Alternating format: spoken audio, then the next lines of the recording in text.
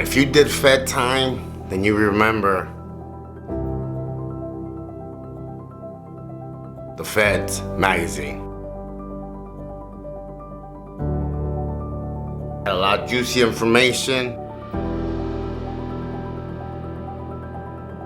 A lot of that Scarface stuff that we like to read, right? When you're doing time.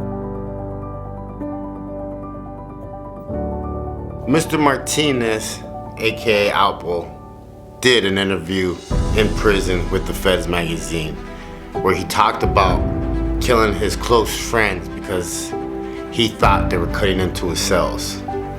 Yeah. Drug kingpin now who was in the witness protection program since 2015. He was shot dead in his Dodge Ram in Harlem. Let's get into this video. America has always been fascinated with the mob, kingpins, crime. It's in movies, shows, history, and it's become culture. Crime and scandal, from inmates in Alcatraz to John Gotti and Al Capone. But the United States has its own share of homegrown drug kingpins, mob bosses, and gangsters. This is Gangsters of America. Hey, what's up guys? My name is JC. I am Wrong Strong. If you're new to my channel, make sure you subscribe, hit that bell so you don't miss nothing. If you're part of my crew, mi familia, mi raza, you already know what time it is. Súbete Suburban, we about to take a ride. What's up guys? Welcome to another episode of American Gangsters. Yes. Before I go on with this whole spill right here, just know this is still somebody that was killed, alright? It's like no fun and games. Still somebody's father, still somebody's son, still somebody's uncle, everything, you know? So like, just be a gentleman, man, no matter what. He was immortalized in films like Pay It in Full, in songs by Jay-Z and 50 Cent. After going into the witness protection program for telling on his partners, he was found at 3:24 a.m. with multiple gunshot wounds to his torso and chest. Alpo, at the time, 55, was found dead in Harlem. No arrests have been made in the shooting. Martinez ran a drug ring from New York to Washington. Cocaine and crack was a cup of coffee back then in the 80s. It was the game to make money. Everybody was doing it, and a lot of young street cats were becoming millionaires by doing this. They were getting a taste of that life. After his arrest, he would confess to 14 murders before becoming a government witness. He had been living in the witness protection program after his release from ADX Florence Supermax prison. He was serving a 35-year bid, but got out in 2015. If you guys remember the magazine Feds, if you did time in the Feds, of course, everybody was reading it. Everybody wanted to know who the next green kingpin was coming, going, who, like, we love this juicy stuff, you know, and it's become almost like a style trend.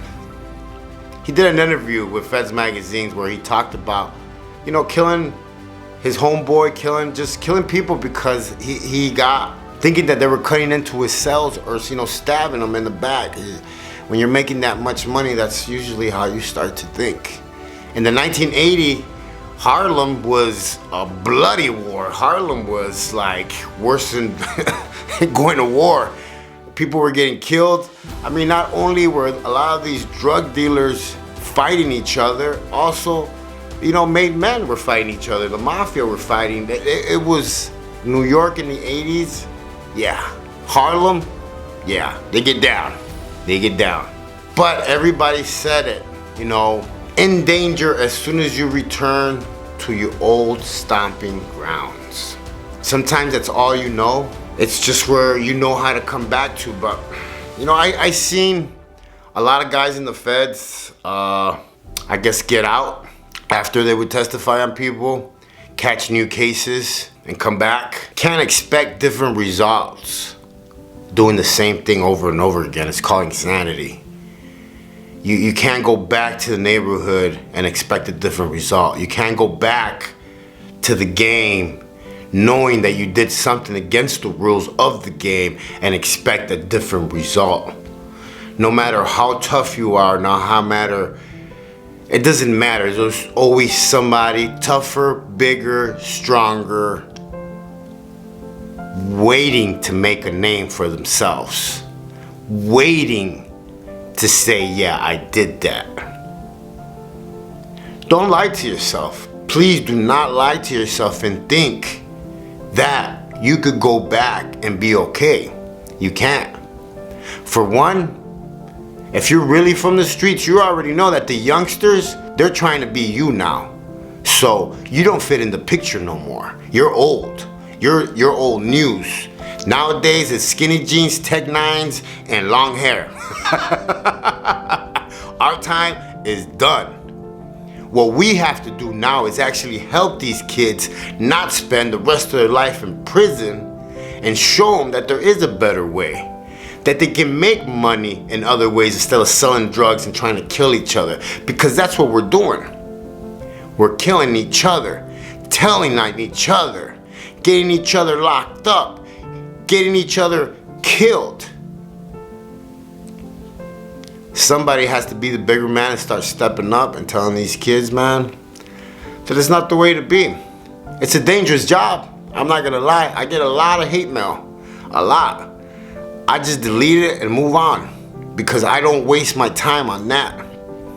But that's how much I've grown now. Back in the day, I would have been like, where you at? Let's meet up. Where you at? Let's meet up. Times have changed. I have changed.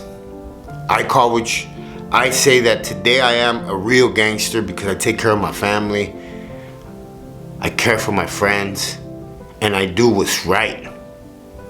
Every day I try to do what's right. You need to look that word up, insanity, and see what I mean. My name's JC. I am Wrong Strong. Hey, don't judge nobody. Stay in your lane. Live savage. And remember, you only have one life to live. Live it out here free. Not dead. Not doing time. Not having to watch over your shoulder. Come on, man. This live life to the fullest. Be wrong to strong. Catch you guys on the rebound.